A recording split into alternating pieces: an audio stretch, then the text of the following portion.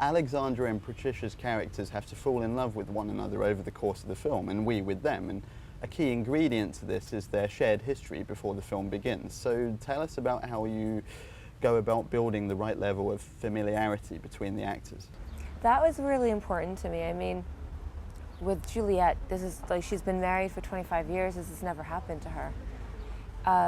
The familiarity, you know, I think that's a very Western thing. You know, we keep distance between each other, and I'm really good at breaking those distances between people. I don't know why. I was raised in the Middle East, so the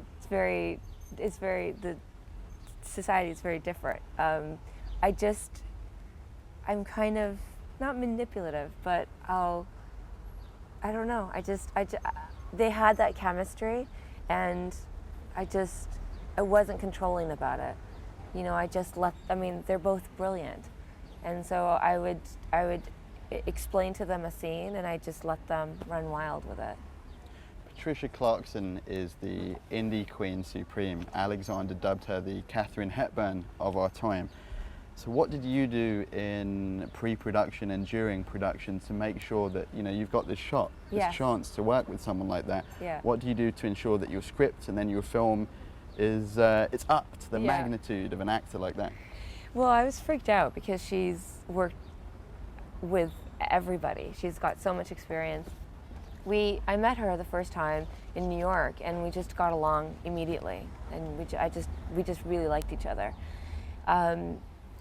The thing about this kind of film, about any kind of film, is that you want to be ready. You don't want to show up on set unprepared, looking cool, but you don't, you know, you're just floundering. And especially with Cairo, there are very specific things we need to get, very specific shots. And so I spent 2 months with my cinematographer planning every single shot in the movie, and then taking that shot list and putting it into the budget, and talking to my line producer, first AD. Like I spent months, like I'm doing now for my next movie, just making sure that there's anticipating problems. It's not to say that we don't, you know, throw out the shot list when we get to, like, on the day, but at least we're prepared and we've talked about it, and there's room for a surprise, and there's room for doing new stuff because we have a plan. I think that's the most important thing. So you wrote for Alexander. Did you write for Patricia? I wrote it for Alexander. I kind of kept it open for Patricia, but then I remember when it was done and I was talking to my executive producer, she was like, well, who are you thinking of? And I said, how about Patricia Clarkson? And I said, you know, she's got such a subtlety about her, like her mannerisms. She's just there's something so precise and regal about her. Well, it was nice to see in that relationship, and I think this is a natural characteristic she has in everything she does.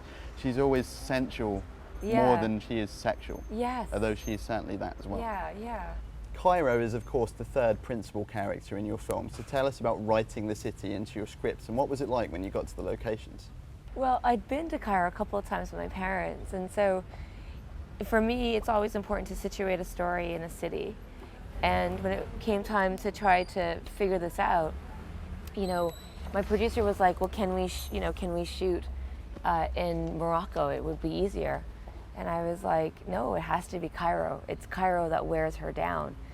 And so it just, the logistics of it, the specifics of, you know, how we go about shooting Cairo, it's never happened before. Like a North American film to be shot entirely there has never happened. So we were kind of worried. We had to jump through a lot of hoops. We had like a censorship woman from the government on our set watching our every move.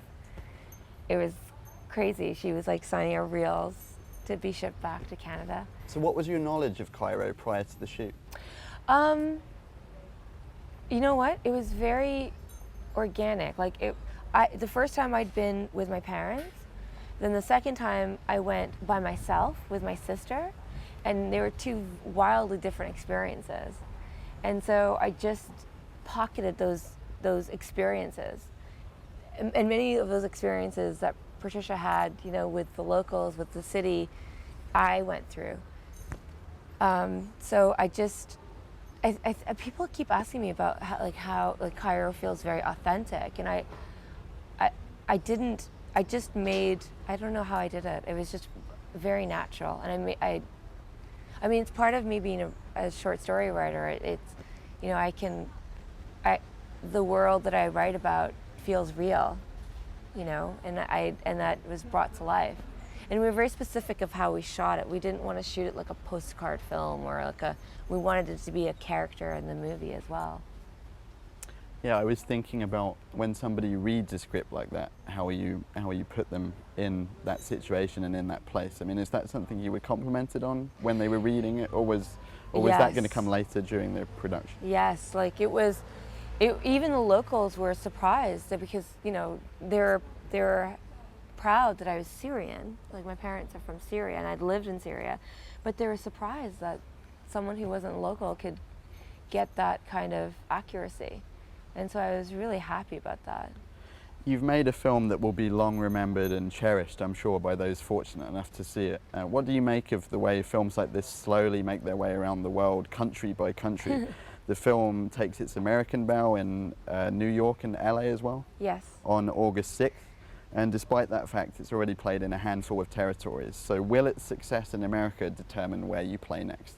Yes. I mean, I'm lucky in that we have US distribution and that it's going to be coming out in 25 cities in the US.